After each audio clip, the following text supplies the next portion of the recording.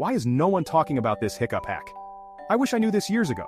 Deep breaths can actually wipe out hiccups, seriously. So, what's the deal with hiccups? They're tiny muscle spasms in your diaphragm, a muscle that helps you breathe. Sometimes it just freaks out and hiccup. But here's the secret, deep breathing. Ready? Take a super slow deep breath in for 5 seconds, hold it for 7 seconds, then breathe out for 8 seconds. Repeat that a few times. What's happening? You're telling your diaphragm to chill out and stop spasming. It's like magic, but it's just science. And the best part? This trick is safe, free, and you don't need to chug water upside down. Next time hiccups hit, remember, breathe deep, hold, and blow them away.